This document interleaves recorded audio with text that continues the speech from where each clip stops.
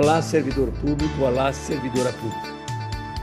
Estamos iniciando mais um programa da FESPESP, Federação das Entidades de Servidores Públicos do Estado de São Paulo. Programa Cidadania e Serviço Público.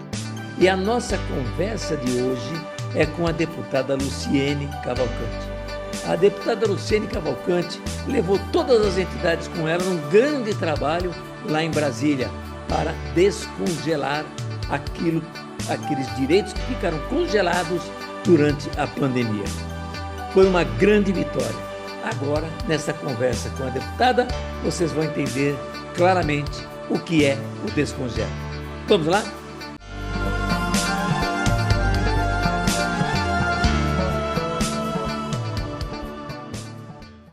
É o início de ano, um dos primeiros programas do Cidadania e Serviço Público.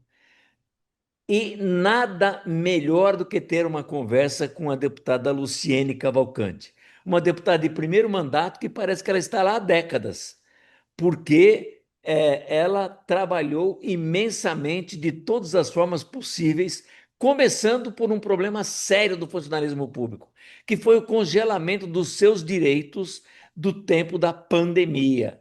Ora, nenhum servidor deixou de trabalhar durante a pandemia. Por que suspender os direitos dos servidores naquele momento? Direitos que, inclusive, se remetem até a salários, porque tem quinquênio, sexta parte, etc. e tal. Aliás, o problema era até contagem para a aposentadoria. Deputada Luciene Cavalcante, vamos tirar a dúvida de todo mundo? Com você, fale sobre o descongela.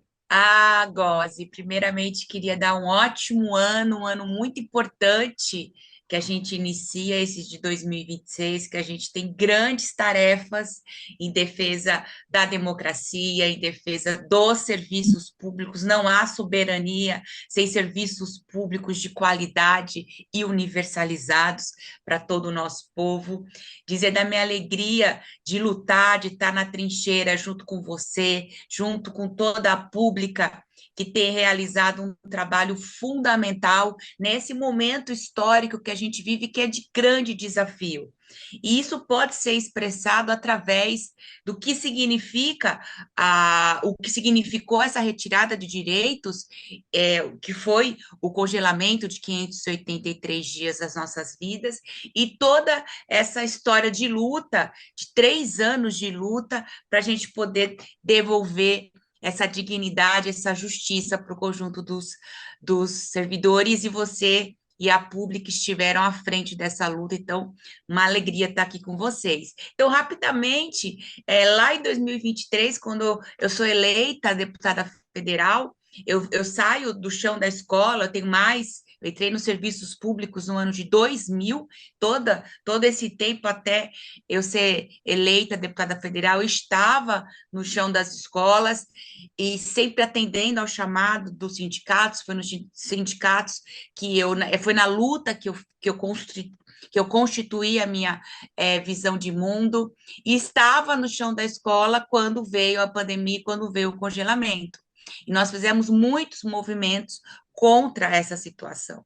Então, quando o meu coletivo Educação em Primeiro Lugar, que eu faço parte junto com o professor Carlos Gianazzi e o vereador Celso Gianazzi, quando há essa decisão de eu ser indicada, e depois a gente fez a campanha, a gente conseguiu essa eleição, a gente veio com algumas bandeiras, e uma das principais, que foi o meu primeiro projeto apresentado, foi o PLP 21, de 2023, que fazia algo que nenhum outro projeto que já estava protocolado, mas nenhum caminhou até ali, até eu chegar, que ele abrangia todos os servidores de todos os estados e municípios, de todas as carreiras, e ainda, além da devolução automática dos 583 dias, ainda a luta, a autorização para o recálculo retroativo salarial. Então, ali a gente começou uma luta muito grande em 2023, já dentro da Comissão de Administração e Serviços Públicos, aprovando o projeto nessa primeira comissão, relatoria do deputado Raimon, PT do Rio de Janeiro. Depois a gente foi para a nossa comissão mais difícil, que foi a CFT, que é a Comissão de Finanças e Tributação, tem muita oposição e é onde todos os nossos direitos são cassados. E ali a gente teve o Guilherme Boulos como nosso relator, isso nos fortaleceu, isso nos ajudou, e ali a gente conseguiu também vencer a obstrução do Partido Liberal, que estava contra o nosso projeto, a gente conseguiu aprovar nessa comissão, e finalmente fomos para a última comissão, que foi a CCJ, que é a Comissão de Constituição e Justiça, e ali a gente também fez articulação para o deputado Alencar Santana, PT aqui de São Paulo, ser o relator, e a gente conseguiu, mesmo com oposição e obstrução do Partido Novo e do Partido Liberal, a gente conseguiu a aprovação, e aí o nosso projeto ficou pronto para entrar em votação. E foi muito difícil a gente conseguir que ele entrasse em votação. A gente ficou 2 anos lutando, 2 anos e 8 meses para todo esse processo da Câmara, até que a gente conseguiu, no dia 26 de agosto de 2025, uma noite histórica, foi o único projeto que foi apreciado e votado, foi o Descongela, e a gente conseguiu na Câmara aprovar. Teve muita obstrução, sobretudo quando o Lira era o presidente, ele não queria de jeito algum que isso entrasse em pauta.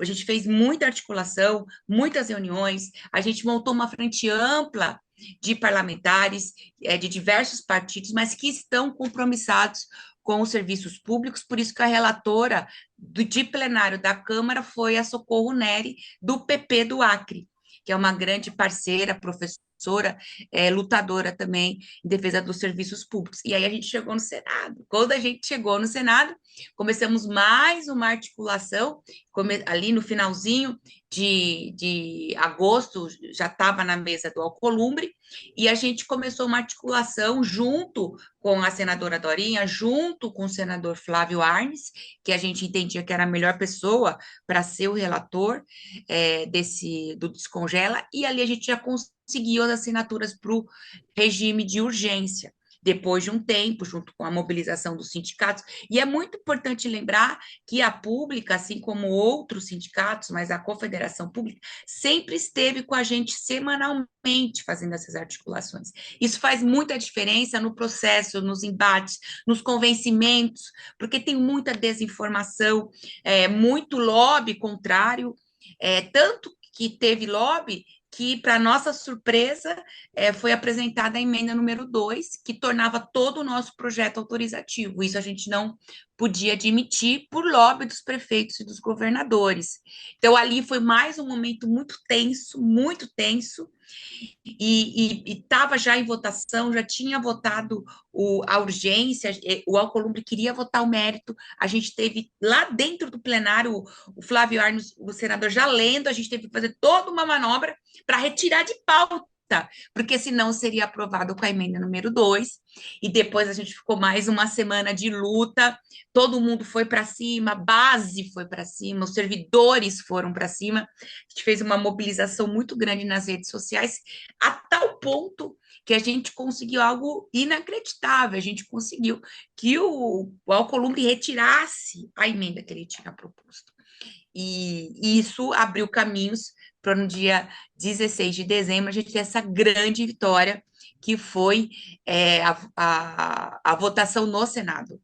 E seguiu para a sanção. Quando seguiu para a sanção, aí isso foi no dia 16, no dia 18 eu ainda estava em Brasília, mas já me preparando para retornar para São Paulo, mas eu já tinha ido num ministério, depois eu fui no outro, aí eu comecei a perceber que os prefeitos e os governadores estavam fazendo uma pressão muito grande, tinham contratado, tem os lobistas profissionais, tem pareceres de grandes escritórios de administração, de contabilidade, do judiciário, fazendo lobby nos ministérios, para os ministros serem contra e tentarem convencer o Lula a ser contra. Então, ali, nesse momento, a gente percebeu que a gente tinha que permanecer em Brasília para poder fazer o contraponto e desmentir essas informações, porque não se tratam de novos direitos, que seria muito digno, e a gente luta para a gente ter mais direitos, mais carreiras, mas se trata de restaurar algo que foi roubado, atingindo direitos fundamentais, que a gente está falando aqui da vida, do tempo de vida das pessoas.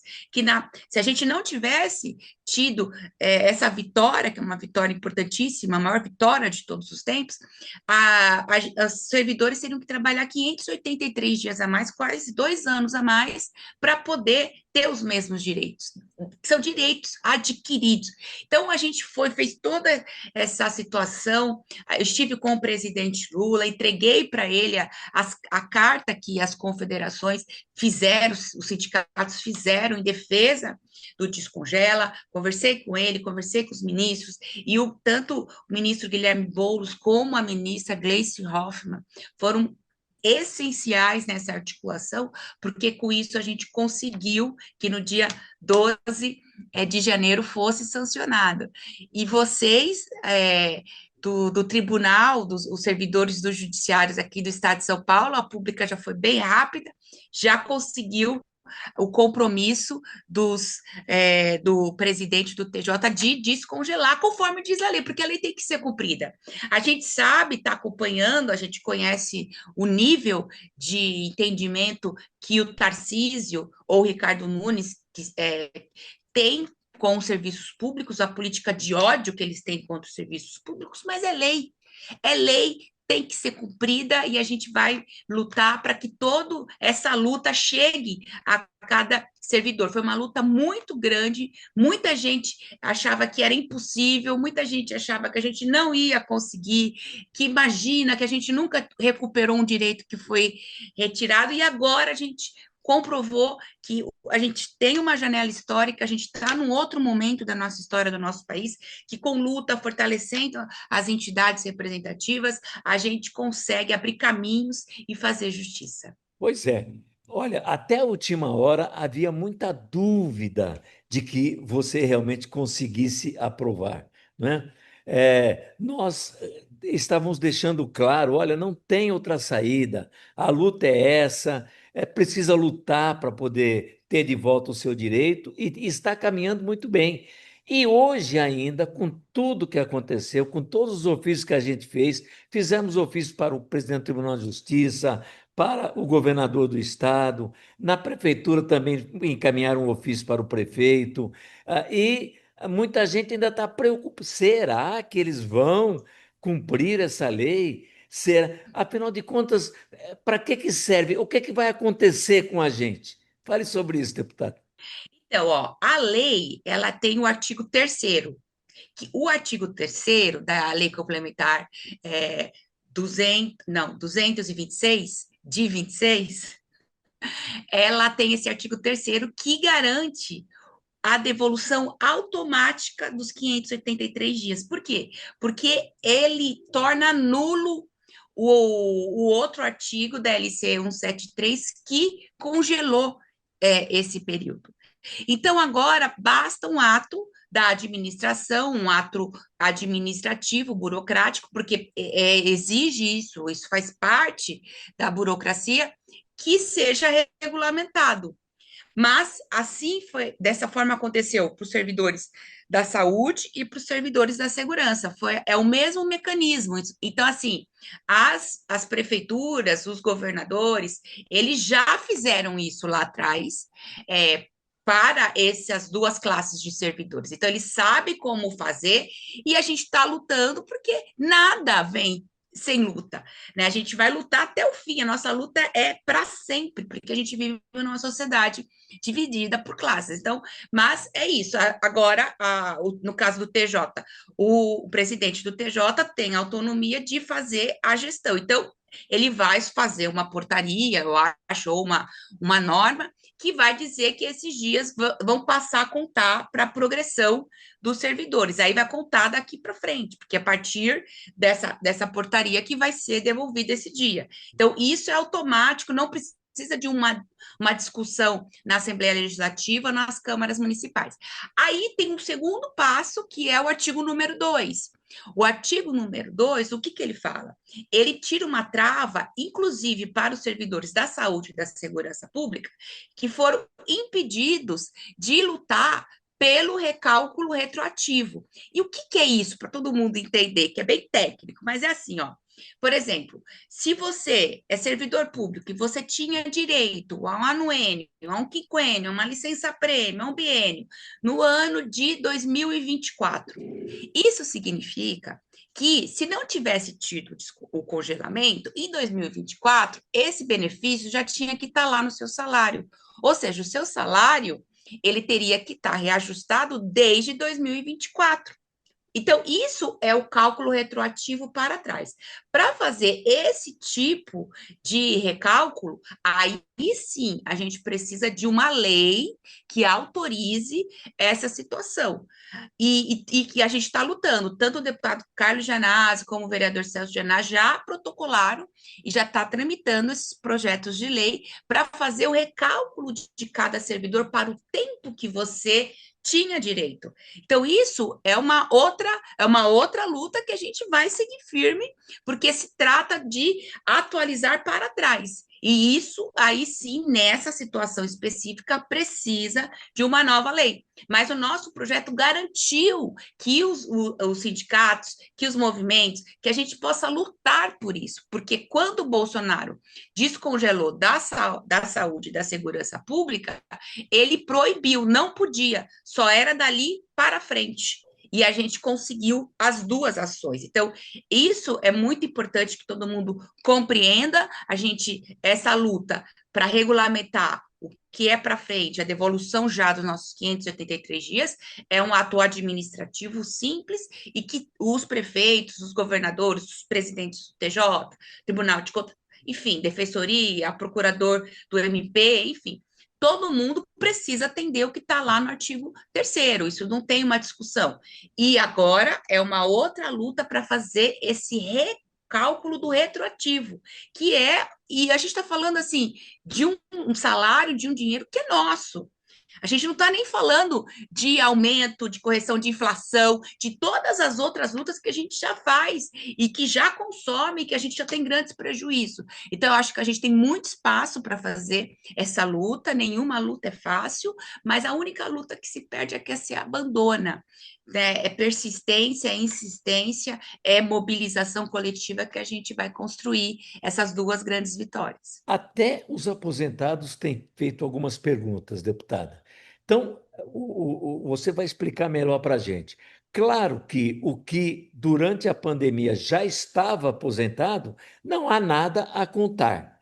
Agora, aquele que se aposentou durante ou após a pandemia, evidentemente entra no cálculo, é isso? E isso ele vai lutar, a gente vai ter que ter também uma luta para essa situação. Porque, por exemplo, se ele tinha direito a 3 anuênios, e aí ele perdeu um anuênio, porque ele precisava, não, ele já tinha dado o tempo dele de aposentadoria, ele não queria pagar mais esse pedágio de mais 2 anos para poder ter esse direito. Então, é óbvio, porque veja bem, a lei que a gente fez, como o artigo DLC 173 não existe mais, ele não existe mais, ele é nulo. Então, se ele é nulo, se ele não existe mais, se ele está revogado, então, obviamente, que a gente vai ter que lutar para os aposentados também terem essa revisão do salário deles e ganhar esses 583 dias. Eles também têm direitos, os pensionistas também têm direito. Maravilha, deputada. Veja, a importância de ter alguém no Congresso, na Câmara, que vá também lutar com a gente no Senado, e a importância de fazermos esse trabalho conjuntamente, não é? Quer dizer, vocês têm o poder de protocolar um projeto, de caminhar em defesa dos servidores, mas os servidores não podem ficar parados ou achar que é muito difícil, não é? Quem não luta não recebe nenhum benefício de volta, não cai do céu, né, deputado? Não cai, não cai. E a mobilização, a gente tem um abaixo-assinado de mais de 300 mil assinaturas pedindo descongela.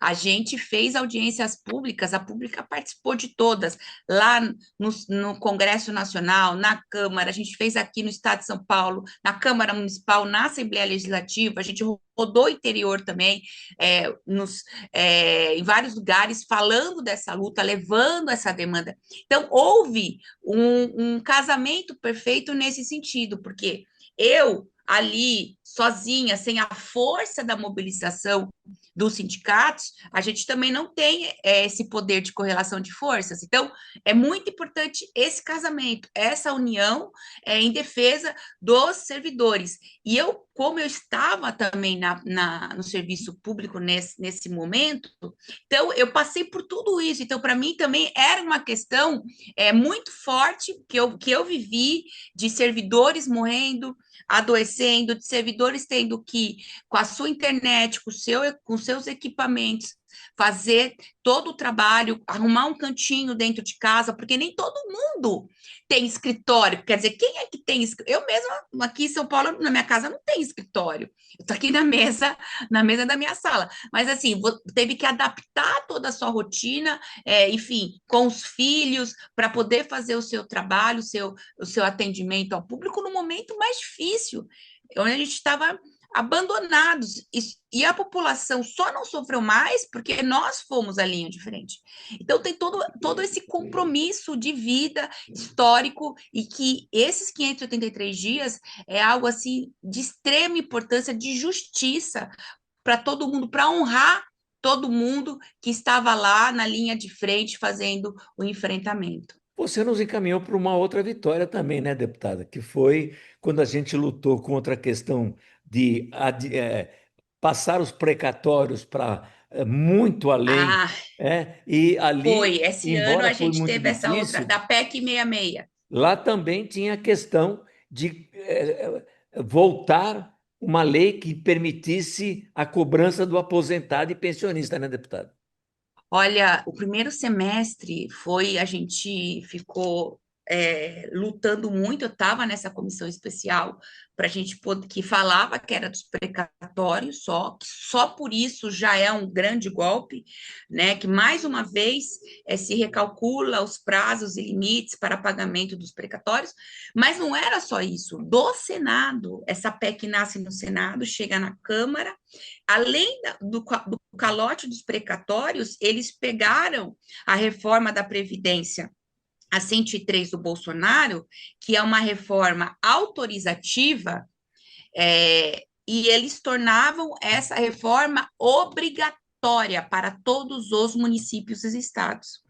Ou seja, mesmo aqui no estado de São Paulo, que junto com o deputado Carlos Janazzi, a Pública, enfim, um conjunto de entidades, derrubou o confisco para os servidores estaduais, isso ia acabar, porque ele ia ser obrigado, porque ia mudar a Constituição, tornando obrigatório esse confisco, além de todas as outras maldades que tem nessa reforma que ficou a emenda constitucional 103. Então, a gente teve que fazer uma grande articulação, porque daí a gente derrubou na CCJ, depois eles deram um golpe e voltaram com esse texto. O deputado Valéria Rossi, que era o relator da SMP, ele aceitou esse golpe, ele colocou lá no relatório de novo é, essa reforma da Previdência, mais uma reforma, e ali a gente teve que fazer todo um esforço também. Foi muito importante o papel da liderança do PT, do Lindbergh, do deputado Rogério Corrêa do PT, do Pedro Kizai também, que daí a gente conseguiu ali fazer uma frente e conseguimos retirar. E foi para o plenário da Câmara sem a reforma da Previdência. Chegou lá, eles de novo deram outro golpe regimental e colocaram em votação de novo uma outra reforma da Previdência. Então, assim, foi um tiro de raspão. A gente estava ali, os sindicatos estavam ali, a gente conseguiu no voto derrotar uma nova reforma da Previdência. Então, mostrando mais uma vez que esse Congresso, você tem que estar ali, ó, com lupa todos os dias, porque da onde você menos espera vem um novo ataque. Mas foi muito importante, porque a gente não conseguiu derrotar o calote dos precatórios, mas conseguimos derrotar a reforma da Previdência, porque eles queriam tudo, tudo eles não levaram. E aí já está judicializada a questão dos precatórios, já está no STF, nós estamos acompanhando, porque é inconstitucional, a oitava vez que eles mudam os prazos, e agora não tem mais prazo. Agora, cada ente federativo vai pagar de acordo com o percentual do seu orçamento. Então, isso é você pegar um direito que é líquido e certo e jogar na lata do lixo. Então, é Ganho na obviamente justiça. que, sim, assim, cara, você fica 20 anos lutando, não é um direito líquido e certo, e de repente você não tem mais direito àquele que quer. Então, é um absurdo, e a gente tem certeza que no STF a gente vai barrar. Mas, Góes, ó, só lembrando que esse ano a gente tem duas grandes tarefas. A primeira é manter a vigilância contra qualquer atuação, qualquer movimentação da reforma administrativa, que é uma farsa, é uma privatização de todos os serviços públicos. É isso que está lá. Acaba com todas as carreiras, vira tudo subsídio, é um ataque sem precedentes. E a gente está conseguindo segurar. Então, assim, é mobilização total, a pública está lá fazendo esse trabalho, estamos lá articulando também no Planalto, mas a gente precisa ter essa consciência que se eles quiserem num dia, eles aprovam isso daí. Então a gente não pode esmorecer. E o outro que a gente tem esse compromisso que a gente quer e vai lutar para que em 2026 a gente acabe com o confisco dos aposentados. Não tem mais, não tem pé, não tem cabeça, não tem base legal. O Brasil é signatário de tratados internacionais que garantem a proteção das pessoas, a dignidade das pessoas humanas. Isso fere as convenções internacionais, isso fere, portanto, a nossa Constituição. A gente está num movimento para que o Fachin paute novamente, todos as ADINs, são 13 ADINs que estão lá no STF, que tratam da reforma do Bolsonaro, e isso vai nos ajudar, porque quando a gente acabar com o fisco para quem recebe abaixo do teto, a gente vai ter mais forças para lutar pela PEC 6, que é a PEC que vai, na verdade, trazer toda a justiça para os servidores públicos, que é uma PEC que a gente também está lutando para que ela caminhe. Então, a gente está com essas duas tarefas para esse ano lá no Congresso Nacional, e a gente vai com tudo para a gente garantir essas duas grandes vitórias.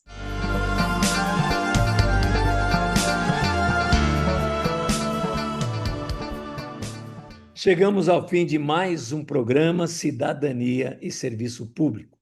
Um programa que vem trazer informações, conversar com você sobre cidadania e serviço público. Até o nosso próximo programa.